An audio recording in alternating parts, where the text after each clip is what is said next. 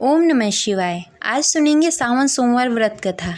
आप सभी का स्वागत है गर्म वॉइस चैनल में। सावन सोमवार व्रत करने के साथ साथ यह कथा अवश्य सुनना या पढ़ना चाहिए, वरना व्रत अधूरा माना जाता है। कथा को अंत तक अवश्य सुने। भगवान भोलेनाथ आपकी मनोकामनाएं अवश्य पूरी करेंगे। अगर ये कथा आपको अच्छी लगे तो इसे लाइक अवश्य करें। पौराणिक कथा के अनुसार एक नगर में एक बहुत ही धनवान साहूकार रहता था, जिसके घर धन्य धान्य की कोई कमी नहीं थी। परंतु उसको एक दुख था कि उसका कोई पुत्र नहीं था। वह इसी चिंता में रात दिन रहता था। वह पुत्र कामना के लिए प्रतिदिन सोमवार को शिव जी का व्रत और पूजा किया करता था तथा संध्या काल को शिव मंदिर में जाकर शिवलिंग के सामने दीपक जलाया करता था। उसके इस भक्ति भाव को देखकर एक समय श्री पार्वती जी ने शिव जी से कहा कि हे प्रभु, यह साहूकार आपका बहुत ही अनन्य भक्त है और सदैव आपका व्रत और पूजन बड़ी ही श्रद्धा के साथ करता है। इसकी मनोकामना पूर्ण करनी चाहिए। शिव जी ने कहा, हे पार्वती, यह संसार का कर्म क्षेत्र है। जैसे किसान खेत में जैसा बीज डालता है वैसा ही फल काटता है, इसी प्रकार इस दुनिया में जो जैसा कर्म करता है वैसा ही फल पाता है। पार्वती जी ने अत्यंत आग्रह से कहा, हे प्रभु, जब वह आपका अनन्य भक्त है, उसको अगर किसी प्रकार का दुख है तो आपको अवश्य ही उसका दुख दूर करना चाहिए, क्योंकि आप सदैव अपने भक्तों पर दया करते हैं, उसके दुख को दूर करते हैं। यदि आप ऐसा नहीं करेंगे तो कोई मनुष्य आपकी सेवा और व्रत क्यों करे। पार्वती जी का ऐसा आग्रह देख शिव जी ने कहा, हे पार्वती, इसका कोई पुत्र नहीं है, इसीलिए यह सदैव दुखी रहता है। इसके भाग्य में पुत्र न होने पर भी मैं इसको पुत्र प्राप्ति का वर देता हूँ, परंतु यह पुत्र केवल 16 वर्षों तक ही जीवित रहेगा। इसके पश्चात मृत्यु को प्राप्त हो जाएगा। इससे अधिक मैं और कुछ नहीं कर सकता। ये सभी बातें साहूकार सुन रहा था। इससे उसको न कोई प्रसन्नता हुई और न ही कोई दुख हुआ। वह पहले जैसा ही शिव जी का व्रत और पूजन करता रहा। कुछ काल व्यतीत होने के पश्चात साहूकार की पत्नी गर्भवती हुई और 10वें महीने उसने पुत्र को जन्म दिया। साहूकार के घर में बहुत ही खुशी मनाई गई, परंतु साहूकार उसके 16 साल की आयु जानकर कुछ अधिक प्रसन्न नहीं हुआ। यह बातें उसके घर वालों को मालूम नहीं था। विद्वान पंडितों ने उसका पुत्र का नाम अमर रखा। जब अमर 12 वर्ष का हुआ तो उसे शिक्षा प्राप्त करने के लिए काशी भेजने का निश्चय हुआ। व्यापारी ने अमर के मामा को बुलाया और कहा कि अमर को शिक्षा प्राप्त करने के लिए काशी छोड़ आओ। अमर अपने मामा के साथ शिक्षा प्राप्त करने के लिए चला गया। रास्ते में जहां अमर और उसके मामा विश्राम करने के लिए ठहरते, वहीं यज्ञ करते और ब्राह्मणों को भोजन कराते। लंबी यात्रा के बाद अमर और उसके मामा एक नगर में पहुंचे। उस नगर में राजा की कन्या के विवाह की खुशी में सभी नगर को सजाया गया था। निश्चित समय पे बारात आ गई, लेकिन वर का पिता अपने बेटे की एक आंख से काने होने के कारण बहुत चिंतित था। उसी इस बात का भय सता रहा था कि राजा को इस बात का पता न चले, कहीं वह विवाह से इनकार न कर दे, इससे उसकी बदनामी होगी। वर के पिता ने अमर को देखा। उसके मस्तिष्क में एक विचार आया। उसने सोचा, क्यों न इस लड़के को दुल्हा बनाकर राजकुमारी से विवाह करा दूं। विवाह के बाद उसको धन देकर विदा कर दूंगा और राजकुमारी को अपने नगर ले जाऊंगा।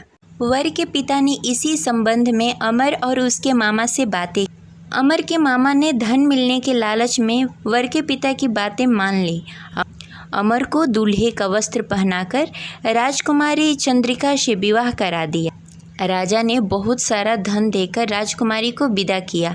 अमर जब लौट रहा था तो सच नहीं छिपा सका और उसने राजकुमारी की ओढ़नी पर लिख दिया, राजकुमारी चंद्रिका, आपका विवाह मेरे साथ हुआ है। मैं काशी शिक्षा प्राप्त करने के लिए जा रहा हूँ।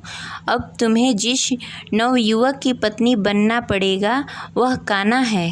जब राजकुमारी ने अपनी ओढ़नी पर लिखा हुआ पढ़ा तो उसके काने लड़के के साथ जाने से इनकार कर दिया। राजा ने सब बातें जानकर राजकुमारी को महल में रख लिया और उधर अमर अपने मामा के साथ काशी पहुँच गया। अमर ने गुरुकुल में पढ़ना शुरू कर दिया। जब अमर की आयु 16 वर्ष पूरी हो गई, उसने एक यज्ञ किया। यज्ञ की समाप्ति पर ब्राह्मणों को भोजन कराया और सभी को अन्न और वस्त्र दान किए। रात्रि को अमर अपने शयन कक्ष में सोने के लिए चला गया। शिव जी के वरदान के अनुसार शयन अवस्था में अमर के प्राण पखेरु उड़ गए। सूर्योदय पर मामा अमर को मृत देखकर रोने लगे।